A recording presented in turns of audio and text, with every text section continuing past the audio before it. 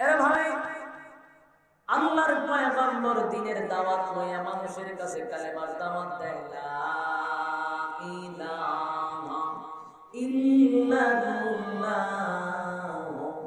মুহাম্মাদুর রাসূলুল্লাহ সাল্লাল্লাহু আলাইহি ওয়াসাল্লাম। লা ইলাহা ইল্লাল্লাহর দাওয়াত দেয়। চতুর্দিকে রাসূল যখন দাওয়াত দিতে লাগলো, মানুষগুলি রাসূলকে পাগল পাগল বলে তাড়ায়া দেয়। সাথে ছোট ছোট বাচ্চা রাসূলের পিছনে লাগায়া দেয়। আরে নবীর পিছনে পাথর দিয়া ঢিল মারে, পাগল পাগল বলে আমার নবীর তাড়ায়া দেয়। নবীর পাগল বলে ঢিল মারে, পাথরের আঘাতে আঘাতে আল্লাহর পয়গম্বরের শরীর থেকে রক্ত শুরু হয়ে গেল, রক্ত ঝরতে শুরু হয়ে গেল। নবীজি কান্দে, কিন্তু আল্লাহর পয়গম্বর বলে, আমার পাথর দিয়া ঢিল মারে, রক্ত ঝরে, উপর দিয়া ব্যথা পায়, কিন্তু কলিজায় কোনো আঘাত লাগে না। আল্লাহর জন্য, দিনের জন্য যদি আমি মায়ের খাই, আমার ভিতরে কোনো কষ্ট নাই। কিন্তু একদিন নবী এমন কান্না শুরু করলেন, আমার মালিক জিজ্ঞাসা করে, হাবিব কেন কাঁদতেন গো? আপনার কান্না আমি মালিক বরদাস্ত করতে পারি না। দিলের কান লাগায় শুনেন, আবার জানি আপনারা কানে শোনা যায়, বেশি শোনা যায় না? হ্যাঁ, সাউন্ড ফুল দিয়া রাখতে হবে। আল্লাহর নবী কান্দে, আল্লাহ ডাক দিয়া বলে, হাবিব আমার কেন কান্দে? কান্নার কারণটা কি? আমি জানতে চাই আমার নবী কেন কান্দে। আল্লাহ জানেনি, কথা হয় না, জানার পরেও জিজ্ঞাসা। নবী ডাক দিয়া বলে, মালিক আমি কেন কান্দি গো? আপনার তো জানার বাকি নাই, তারপর জিজ্ঞাসা আমি কেন কান্দি? এর মালিক আমার কান্নার অনেক বড় কারণ।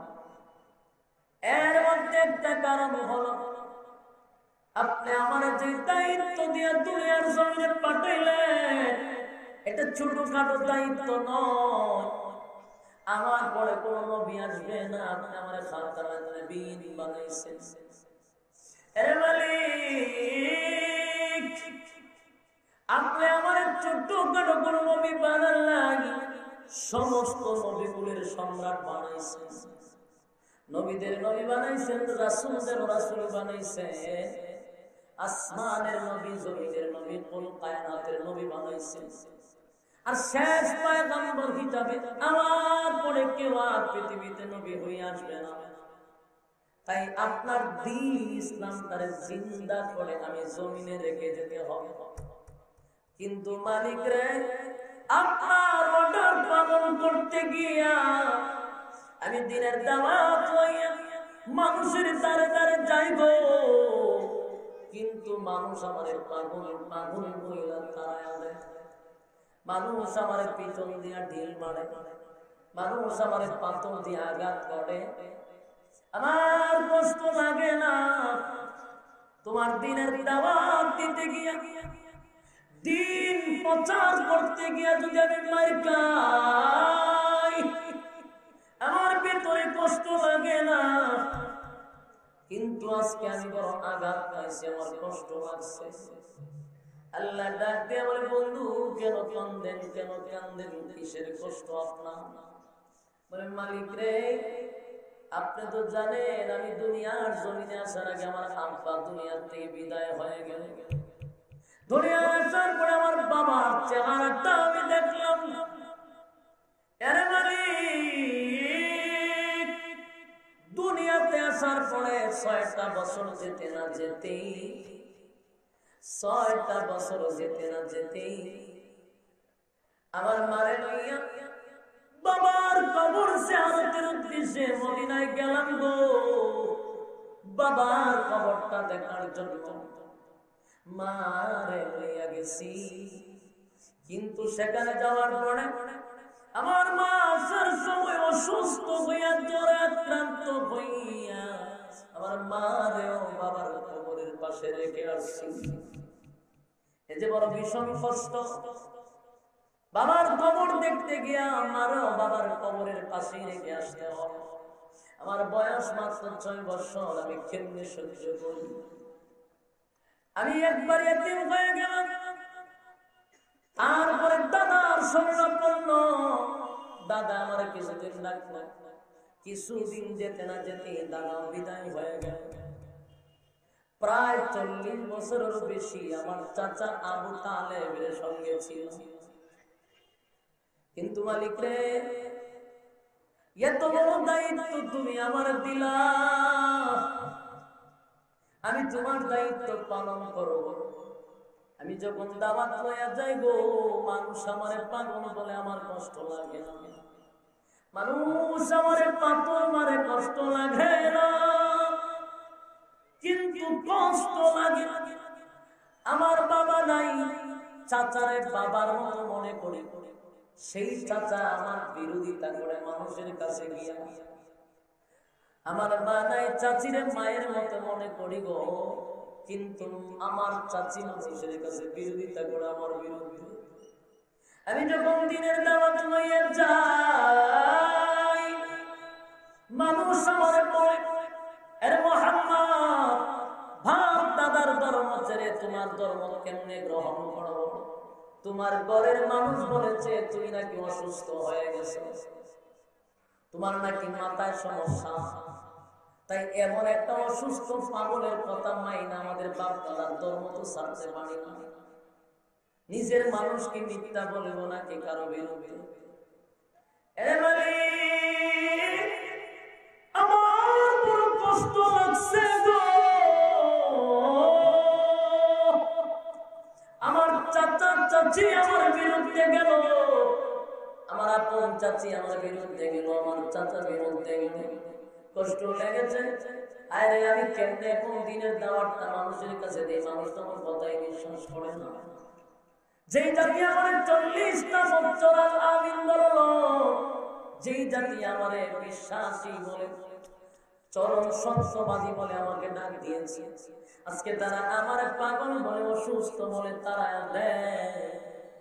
আমি কেমনে দিনের দাওয়াত লইয়া মানুষের কাছে যাইব, আর দিন কেমনে জমিনে খায়া না করবো? সেই বেতায় ব্যতীত হইয়া আমি কান্দি। আল্লাহ ডাক দিয়া বলে, হাবিব আমার কেঁদে না, আমি আল্লাহ আপনার কান্নাটা বরদাস্ত করতে পারি না। এর যুবক ভাই, আমার মালিক ডাক দিয়া বলে, নবী গো,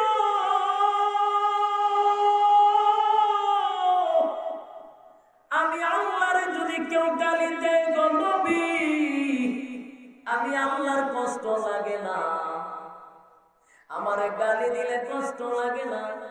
দেখেন না কত নাস্তিক আমার আল্লাহরে গালি দেয়, কত নাস্তিক আমার মালিকরে গালি দেয়। বলেন না আমার আল্লাহ কি কোনটারে টাড়া ভালায় মারছে? কেন মারে না? আল্লাহ বলেন, আমি বানাইছি বন্দা, আমারে গালি দিলে এতটা কষ্ট লাগে না।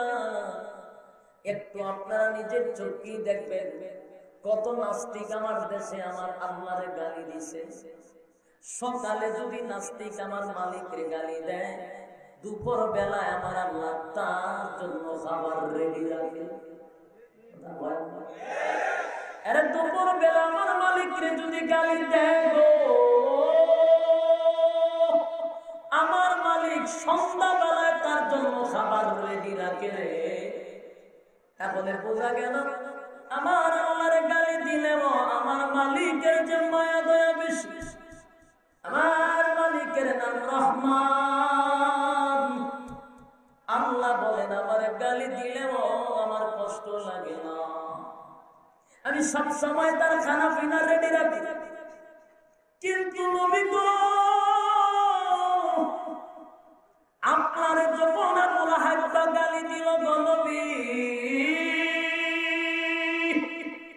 আপনার যখন আবু লাহাব গালি দিল, আমি আল্লাহ কিন্তু বরদাস্ত করি নাই, আমি সাথে সাথে তার দাঁত ভাঙা জবাব দেওয়ার জন্য কমপ্লিট একটা সূরা নাযিল করে দিয়েছি। ঠিক কিনা বলেন? আল্লাহ আপনার কেউ গালি দিলে আমি বরদাস্ত করতে পারি না, এটা সহ্য করতে পারি না। আর আজকে আপনি কাঁদবেন, আমি আল্লাহ বরদাস্ত করতে পারি না। বলেন না নবী কেন কাঁদেন? আমি আপনার সান্ত্বনা দিলাম, আপনার পৃথিবীতে মা নাই, বাবা নাই, আপনার আত্মীয় স্বজন কেউ নাই, আপনার কেউ লাগবে না, কেউ লাগবে না নবী গো। আমি আল্লাহ আপনার ওয়াদা দিলাম 24 ঘন্টার জন্য আমি আল্লাহ আপনার হয়ে গেলাম। সূরা আল্লাহু আকবার, আওয়াজ দিয়ে বলুন আল্লাহু আকবার। একটা সালাত বন্ধ রাখবেন না, আল্লাহু আকবার। আমার আল্লাহ বলেন 24টা ঘন্টা আপনার সঙ্গে আছে, 24 ঘন্টা আপনার সঙ্গে আছে। বলুন আল্লাহ যার তাকে তার কোন চিন্তা আছে?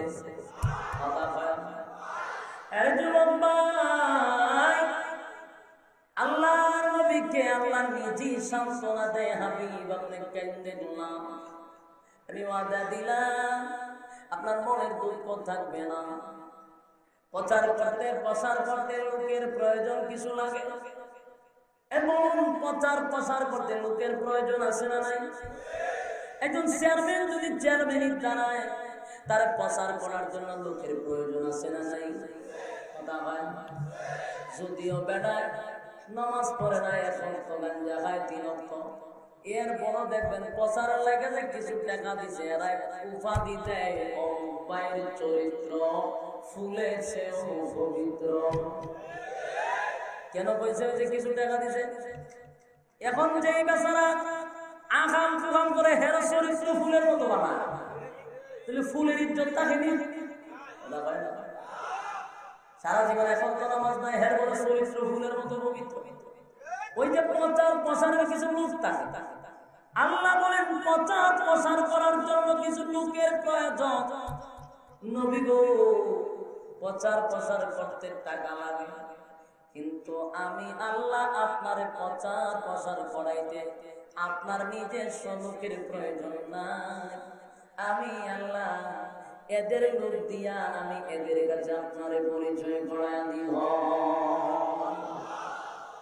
এই যে তারা আপনার বিরোধিতা শুরু করছে, এই যে আপনার নিয়ে অপপ্রচার শুরু করে দিল, চতুর্দিকে আপনার বিরুদ্ধে কথা বলতে লাগলো, মুহাম্মদ পাগল হয়ে গেছে, কেউ মুহাম্মদের কাছে যাইবা না, কেউ মুহাম্মদের কাছে যাইবা না, সে অসুস্থ।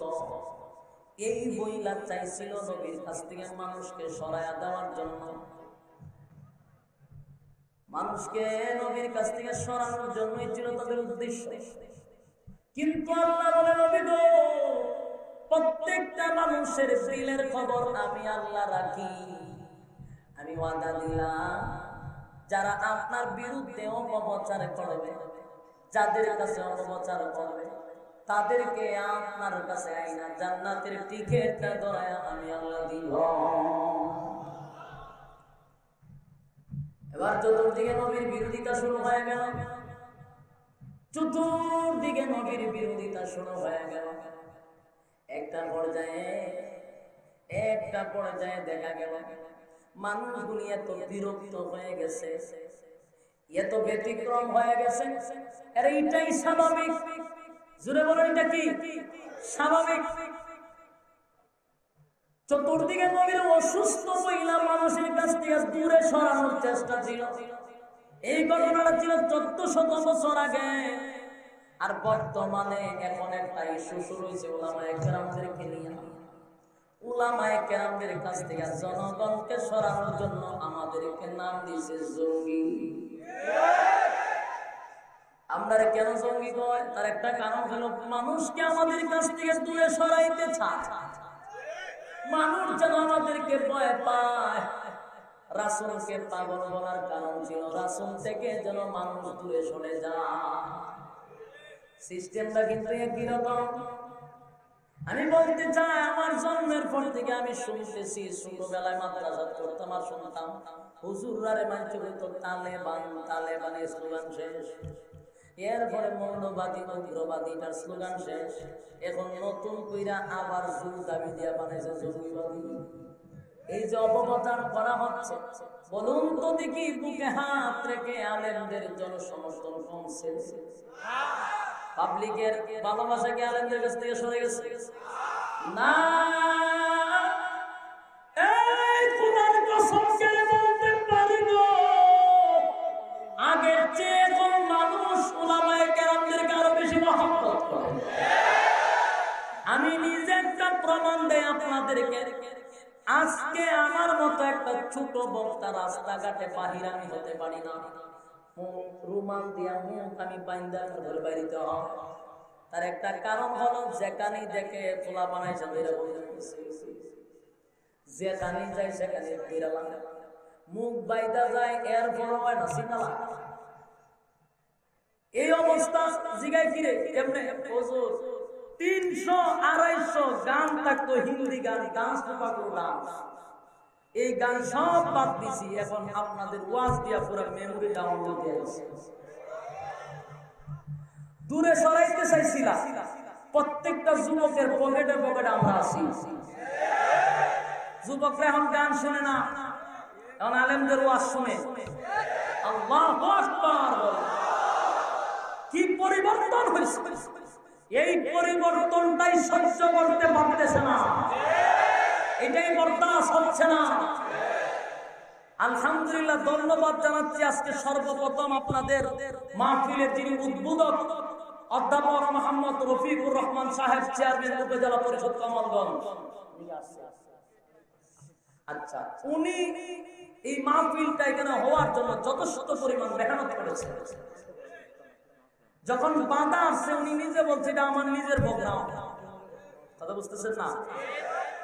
এরকম ভালো মানুষ কি সব জায়গাতে আছে? অনেক জায়গাতে মাহফিল বন্ধ করে দেওয়া হচ্ছে, প্রায় জায়গাতে অনুমতি নাই। কেন জানেন?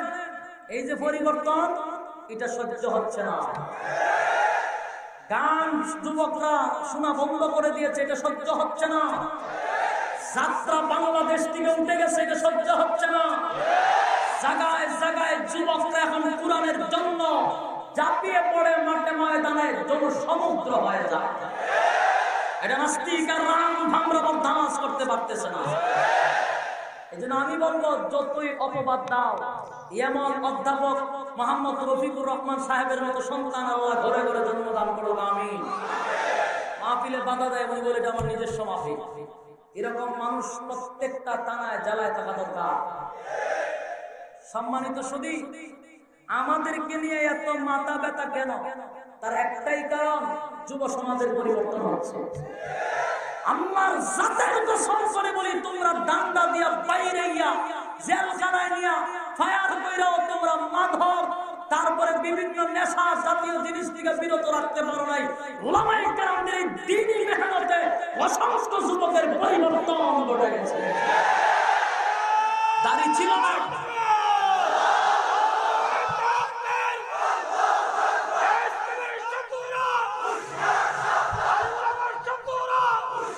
সম্মানিত সুধী, দাড়ি ছিল না, দাড়ি আছে, ঠিক কিনা বলেন?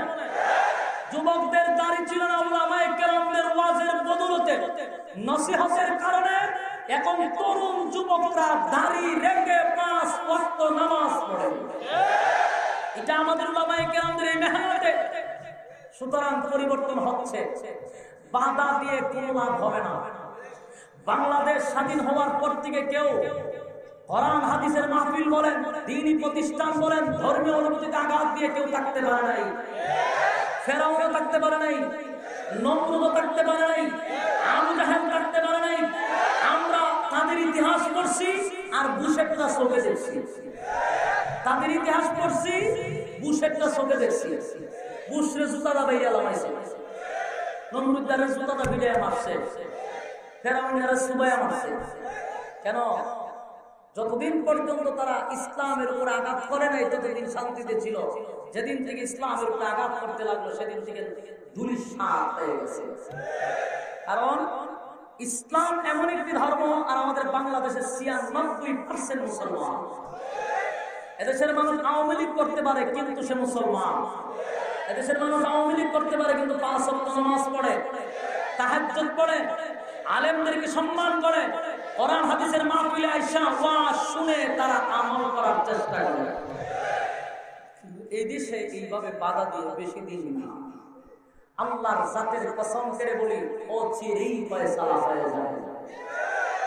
কারণ খুব কাছাকাছি ধ্বংস হওয়ার একটা লক্ষণ হলো কোরআন হাদিসের মাহফিলে বাধা।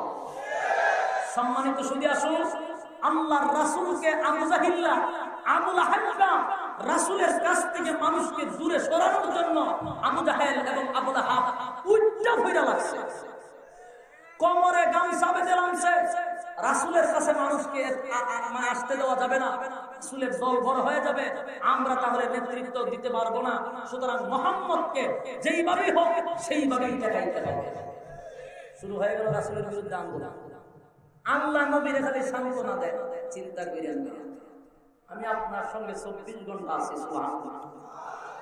আবু লাহাব দ্বারা অপপ্রচার করে কি রাসূল ভাগ হয়ে গেছে। মানুষ শুনতে শুনতে বিরক্ত হয়ে গেছে। আমরা বাংলাদেশের জঙ্গি শুনতে শুনতে পাবলিক বিরক্ত হয়ে গেছে। ওই ডায়লগ আর মজা লাগে না। এই ডায়লগ কি লাগে না? এটা মজা লাগে না।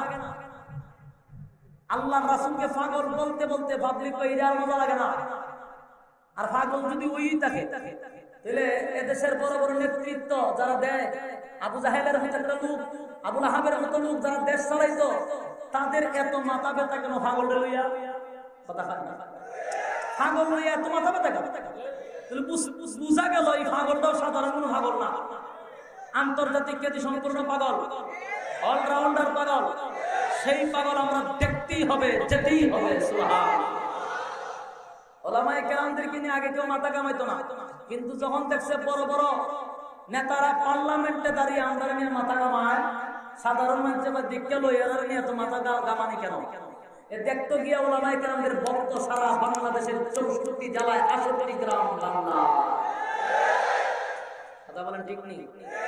তাহলে অপপ্রচার করে কোনদিন মানুষের মহব্বত থেকে আলাদা করা সম্ভব না, বরং যারা অপপ্রচার করে তারা এক সময় মানুষের কাছে ঘৃণিত হয়ে যায়। ঠিক কিনা বলেন? আবু জাহিল্লা, আবু লাহাব রাসূলের বিরোধিতা করতে করতে এক পর্যায়ে মানুষ তাদের প্রতি ঘৃণা চলে আসে। মানুষ না দেখতেই বকের রাতের বেলায় আইয়া বিরোধিতা রাখতে না। একদিন রাসূলের কাছে তারা গেছে সবাই, ওই যে অপপ্রচার করছে, গিয়া প্রথম রাসূলের চেহারা দেখি তারা চমকে গেছে। সুবহানাল্লাহ। প্রত্যেকটা মানুষ আল্লাহর পয়গম্বরের চেহারা মোবারকের দিকে কতক্ষণ সময় তাকায় ছিল, চোখ ফিরায় না। এবং তাদের মধ্যে বড় বড় কিছু পণ্ডিত ছিল যারা তাওরাত কিতাব পড়ত, প্রচুর স্টাডি করত তাওরাত কিতাব। তারা ডাক দিয়া বলে, দাঁড়া রে, এই লোকটার ব্যাপারে এত সমালোচনা গোটা মক্কা নগরী, আমরা ভালো হইছে সমালোচনা করার কারণে এসে দেখতে পাচ্ছি, কারণ এই লোকটার ব্যাপারে তাওরাত কিতাবে পেয়েছি এই জামানায় একজন পয়গম্বর আসার কথা, তিনি হবেন খাতামুন নবিয়্যিন, যিনি শেষ নবী, যার পরে কোন নবী নাই। নবীর দরজা বন্ধ হয়ে গেছে। আর নবী হওয়ার জন্য যতগুলা লক্ষণ, যতগুলা আলামত, আমরা তার মধ্যে পুরাটাই পেয়েছি। তাই আমাদের থিওরি অনুযায়ী এই লোকটার মধ্যে কোনো সন্দেহ নাই, তাওরাত কিতাবে যা পেয়েছি তার মধ্যে তা পেয়েছি। আমি 100% নিশ্চিত উনি হবেন আখিরি জামানার পয়গম্বর, যার নাম, যার বাবার নাম আব্দুল্লাহ, মার নাম আমেনা। কুরাইশ বংশে যার জন্ম হওয়ার কথা, ঠিকই তো কুরাইশ বংশে জন্ম হয়েছে, বাবার নাম আব্দুল্লাহ, মার নাম আমেনা, তার নাম মুহাম্মদ। হায় রে, আমরা দেরি করতে চাই না, পড়ায়া দেন লা ইলাহা ইল্লাল্লাহু মুহাম্মাদুর রাসূলুল্লাহ সাল্লাল্লাহু আলাইহি ওয়াসাল্লাম। এর জবাব ভাই, আমি আপনাদেরকে বলি, 3টা অধ্যায়ের আলোচনা করার কথা। প্রথম অধ্যায় কিন্তু বহু আগেই শেষ, শুধু টাচ দিয়ে যাচ্ছি, টাচ দিয়ে যাচ্ছি। এখন আলোচনা কত অধ্যায় চলতেছে? 2য় অধ্যায়। ওহী নাযিল হওয়ার পর থেকে 13 বছর 2য় অধ্যায়। মাক্কি জিন্দেগির আলোচনা। এবার মানুষগুলি কালেমা পড়া যখন মুসলমান হয়ে গেল, খবরটার সাথে সাথে আবু জাহিল্লার কান বরাবর চলে গেল, খবরটা চলে গেল আবু লাহাবের কান বরাবর। চতুর্দিকের নেতা পেতার কাছে মেসেজ চলে গেল, তোমরা রাত্রের বেলায় বিরোধিতা করো, সকাল বেলায় মুহাম্মদের কাছে এসে জান্নাতের সার্টিফিকেট নেয়। আবু লাহাব আবু জাহিলের মেজাজ গরম, শান্তি গরম। হায় রে, আর সমালোচনা করা যাবে না। সমালোচনা কইরা তো মুহাম্মদরে উড়াইয়া দিলাম, কথা হয় না? সমালোচনা কইরা এখন মুহাম্মদরে উড়াইয়া দিলাম। আলেম ওলামার সমালোচনা করতে করতে এখন উলামায়ে কেরামের সম্মান এত বাড়ছে, যেখানে উলামায়ে কেরাম যায় সেখানে জনসমুদ্র হয়ে যায়। আলেমদের প্রতি আকর্ষণ বাড়ছে না কমছে? আলেমদের প্রতি একলাকের যে আকর্ষণ বেড়ে গেছে, এটার একটাই কারণ অতিরিক্ত সমালোচনা হওয়ার কারণে। বেশি সমালোচনা যেখানে সেখানে জনপ্রিয়তা লাভ করা যায়, কথা পায় না? এই রিস্কাওয়ালার নিয়ে কেউ সমালোচনা করে, ট্রাকওয়ালা বেনওয়ালার নিয়ে কেউ সমালোচনা করে। যার সমালোচনা বেশি তার জনপ্রিয়তা বেশি, ঠিক কিনা বলে? এর জন্য আল্লাহর পয়গম্বরকে মালিক সান্তনা দেয়, আপনি কাঁদেন না, তাদেরকে দিয়া কালেমা পড়াবো। জায়গায় জায়গায় নবীর হাতে কালেমা পয়রা জান্নাতের সার্টিফিকেট নেয়। আবু জাহেল আবু লাহাব এবার ঘোষণা দিল, আর সমালোচনা করব না, এবার ডাইরেক্ট অ্যাকশন। যেখানে পাবো মুহাম্মদরে সেখানে মারব, যারা তার কালেমা পড়ছে তাদেরকে মারব। এই শুরু হয়ে গেল আন্দোলন। আরে সাহাবায়ে কেরাম যারা কালেমা পড়া ঈমান আনছে, প্রত্যেকটা সাহাবীদের উপরে আন্দোলন শুরু হয়ে গেল, মারামারি নির্যাতন শুরু হয়ে গেল। এই যে রাসূলের প্রথম অধ্যায় 40, এরপরে দ্বিতীয় অধ্যায় 13 বছর, এই 13টা বছর শুধু রাসূল মারি খাইছে। এর 13টা বছর শুধু নির্যাতনের স্টিম রুমাল চাপায়া দিছে, কোনো অপরাধ নাই। কোন সাহাবায়ে কেরাম কারো গরম ভাতে পানি ডালে নাই, রডের বদলা পাঁচ দেয় নাই, দুর্নীতি করে নাই, সাদাবাজি করে নাই, টেন্ডারবাজি করে নাই, দর্শন করে নাই, দর্শনের সেঞ্চুরি করে নাই। তারপরেও তাদেরকে মারে। যারা মারে তারা জঙ্গি হয় না, যারা নির্যাতন সহ্য করে তাদেরকে জঙ্গি বলে। এর যুবক ভাই, আজকে কিছু বুদ্ধিজীবীর নামের প্রতিবন্ধীগুলা আমাদের ইসলামকে জঙ্গি জঙ্গি বলে, গোটা বহির্বিশ্বে আমাদেরকে একটা অন্যরকম ভাবমূর্তি তাদের ভিতরে পয়দা করে দিচ্ছে। এর যুবক ভাই, ইতিহাস যদি ইসলামের পড়ে দেখবেন 13টা বছর রাসূল মার খাইছে। আবু জাহিল্লারা মারলো, তাদেরকে জঙ্গি বলে না, জঙ্গি বলে নবীরে। 13 বছর নির্যাতন সহ্য করছে। আমেরিকা আফগানিস্তানে মারতে মারতে শেষ করে দিয়েছে। আমেরিকার জঙ্গি বলে না, জঙ্গি বলে আফগানিস্তান। বুঝেন নাই?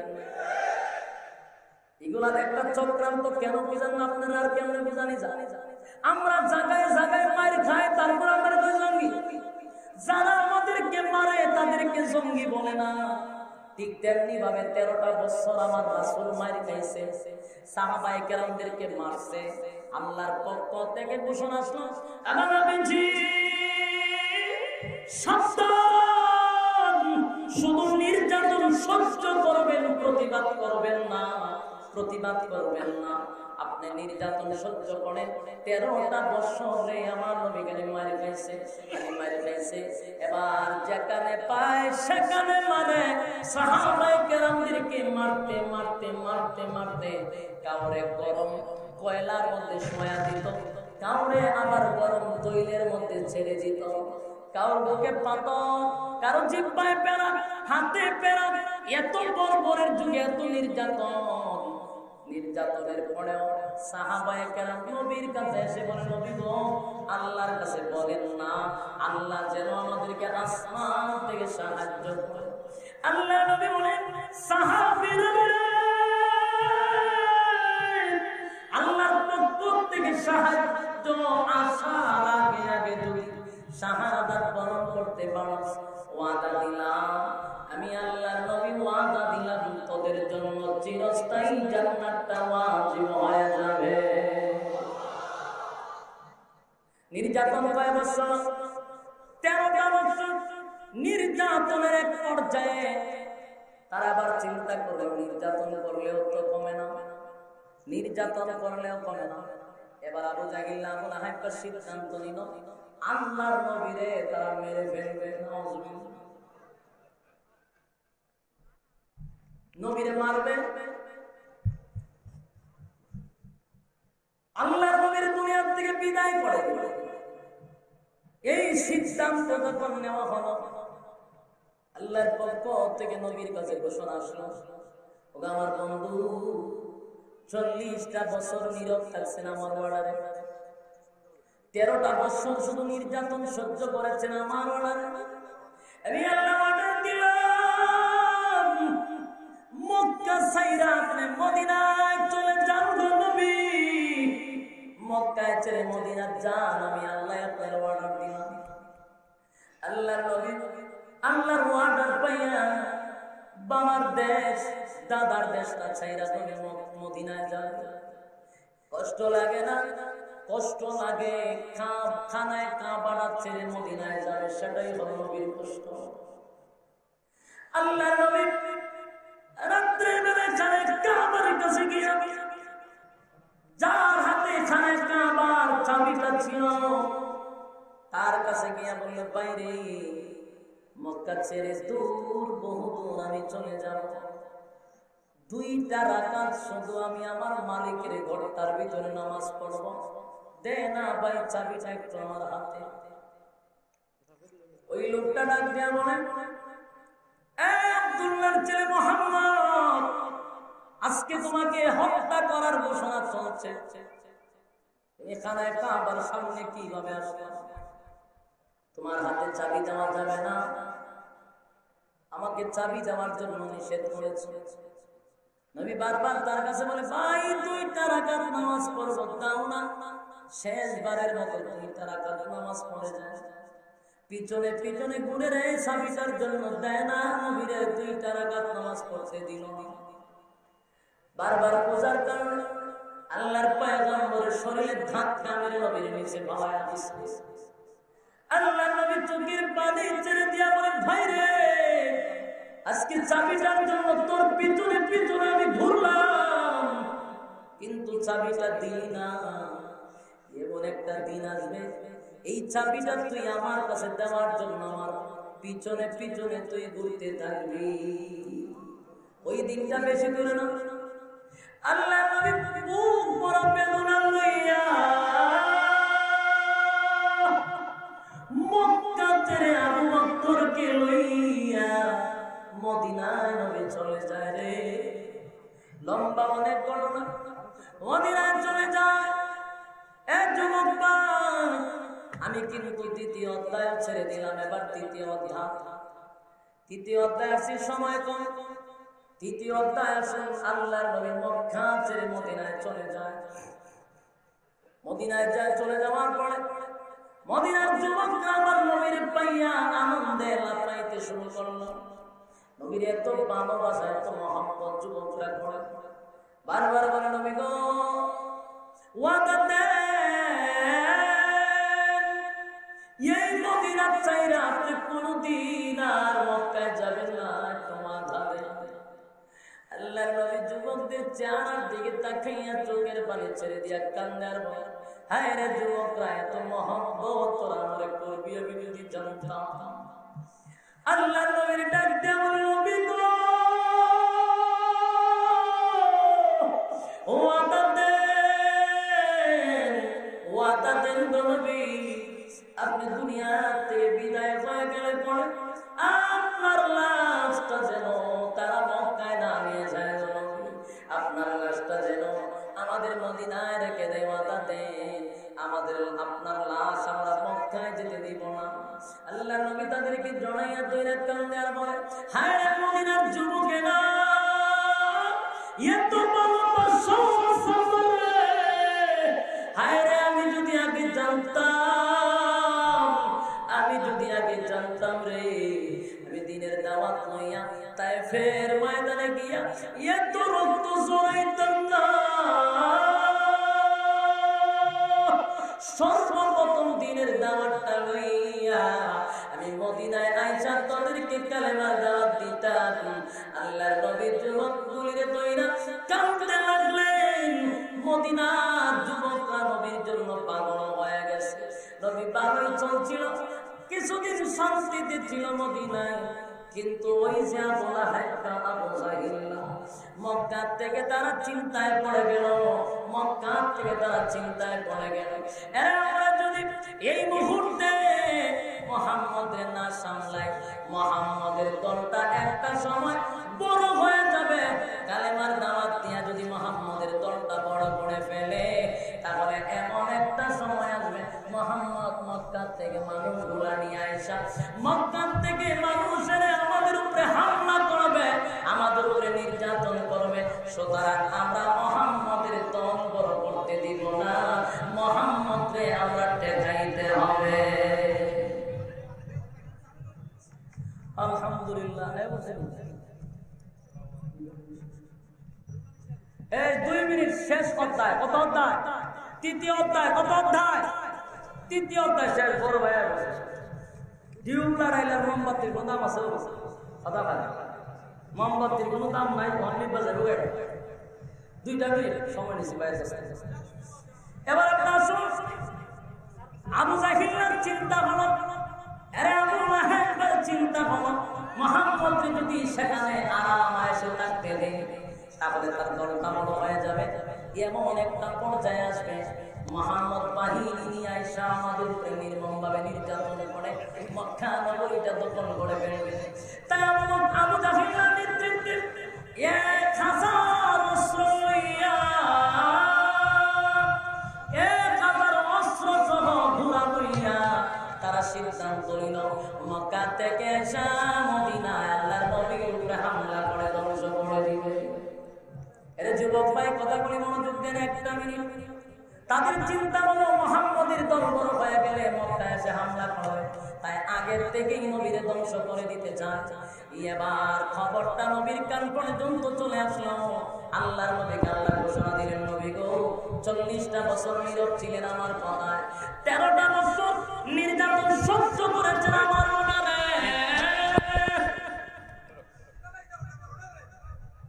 13টা বছর নির্যাতন সহ্য করেছেন আমার অর্ডারে। আমি আপনাকে প্রতিবাদ করতে দিলাম না, এবার আমি আল্লাহ আপনারে ওয়াদা দিলাম, আপনি আর নরম থাকবেন না। এখন বেশি আবু জাহিল 1000 ঘোড়া লইয়া অস্ত্র লইয়া মদিনায় এসে হামলা করতে চায়। বারবার যদি গায়ে পাড়া দিয়া কেউ ঝগড়া করতে চায় তারে ছাড় দেওয়া যায় না। এবার মাথার পাগড়ি মাথায় রাখা যাবে না, এটা মাথায় বাঁধতে হবে। আপনার যা কিছু আছে সব কিছু লইয়া মোকাবেলায় দাঁড়ান। নরম থাকলেই সমস্যা, কথা বুঝেন নাই? নরম থাকা যাবে না। যদি বারবার কেউ গায়ে পাড়া দিয়া যদি কেউ ঝগড়া করতে চায়, খোদার কসম ওলামায়ে কেরামদের যদি পিঠ দেওয়ালের দিকে যায়, আল্লাহর জাতের কসম সেদিন যদি ওলামায়ে কেরাম ডাক দেয় 64 জেলার থেকে 68,000 গ্রাম বাংলার থেকে তৌহিদি জনতাকে যদি উদ্দেশ্য করে বলে যে তোমাদের যা কিছু আছে সব নিয়ে রাম বান্দের বিরুদ্ধে মাঠে ময়দানে চাপিয়ে পড়ো, ইসলাম জিন্দা করার জন্য, ইসলাম জিন্দা করার জন্য। সেদিন এদেশে রাস্তিকার মুরতাদ আর রাম ভাবরা রাস্তা পাবে না, কোন দিকে পালাবে? রাস্তা পাবে না। সম্মানিত সুধী, সম্মানিত সুধী, এই জন্য বলল 13 বছর নির্যাতন সহ্য করেছে মাক্কি জিন্দেগিতে। আর মদিনায় আসার পরে মাত্র 313 জন নিয়ে অস্ত্র ছাড়া যখন হিম্মত করে আল্লাহর রাসূল মাঠে নামছে, ইসলামের জয় হয়েছে। ঠিক কিনা বলেন? এই জন্য সব সময় নরম থাকবেন না। আমরা খালি কইব গার মটকাই দিত আর আমরা বইয়ে বই আঙুল চুষবো। হ্যাঁ, উলামায়ে কেরামদের গার নরম। এই জন্য আপনারা কিছু উলামায়ে কেরাম সচেতন করে দেয়, চোখ কান খোলা রাখতে হবে। আল্লাহ সবাইকে বোঝার তৌফিক দান করুন।